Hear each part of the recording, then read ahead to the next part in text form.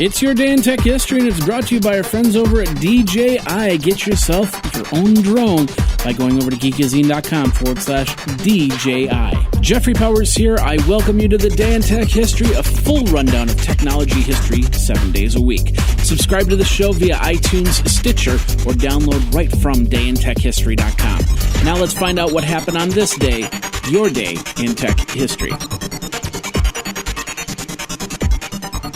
May 21st. We're going to start in 1952 today. IBM announces the IBM 701, which was also known as the defense calculator. It was a move intended to emphasize the company's commitment to innovation on the field of electronic computing. It was the first computer designed for scientific computations. 1956.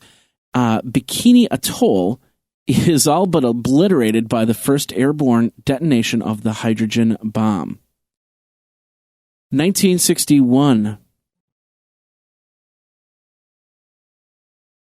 1956. Bikini Atoll is all but obliterated by the first airborne detonation of a hydrogen bomb. 1961. U.S. President John Kennedy commits the country to landing a man on the moon and returning him safely to Earth before the decade was out. Of course, that began the Great Space Race. 1962, a British patent application entitled A Computer Arranged for the Automatic Solution of Linear Programming Problems is filed.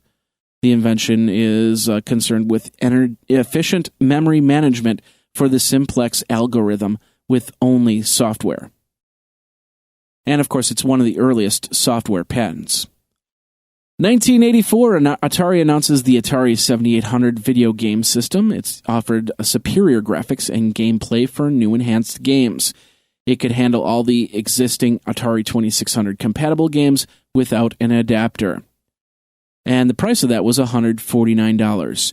Now, at the same time, Atari officially discontinued the Atari 5200 video game system. 1987, Atari Corporation announces a 2-for-1 stock split at the company's annual meeting in California.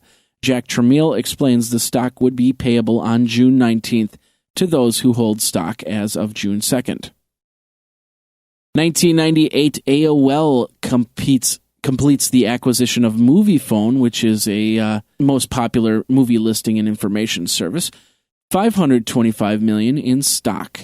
Also, AOL and Eastman Kodak jointly announced the plans to offer American subscribers the ability to have phonograms delivered in digital form to their email mailbox.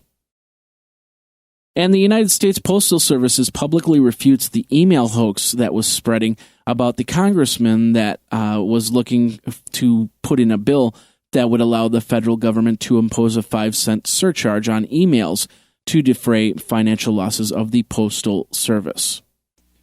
And now this word from our friends over at DJI Technologies. The Phantom 3 has been released just in time for all your springtime flying. In both professional and in advanced models, the Phantom is one of the most popular drones out there. And it can make you feel like a kid again, just like when you got your first RC car years ago. With video up to 4K, you can have fun taking overhead shots, aerial footage in parks or by the lake, or you can just fly over your house to see how many of your kids' toys ended up on the roof, or if your roof even survived the winter. I encourage you to go over to geekazine.com/DJI so you can get free shipping on that DJI Phantom, and it supports the Day in Tech History. Then go out to the park and have a ton of fun. Geeky fun with DJI. Now let's get back into your Day in Tech History. 2001, a couple things from Apple, a couple things from Intel, and attrition.org. We're going to start there. Attrition.org, which is an information security website updated by an all-volunteer staff, announced that it has ceased the process of tracking online vandalism because they could not keep up with the number of incidents. Apple released a few things here. First of all, they began shipping computers equipped with the new operating system, OS X. Apple then released the OS X server, which is a version of their server operating on the OS 10.0 system. And Apple acquired This was a system that was based on the NeXT computer, which Apple acquired a while back.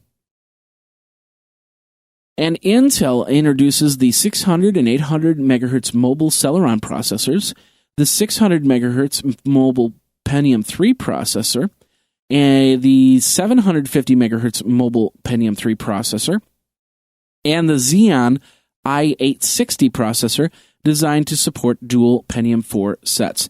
They were available in 1.4, 1.5, and 1.7 gigahertz speeds, with level 2 caches, a system bus speed of 400 megahertz, and an SSE2 SIMD extension.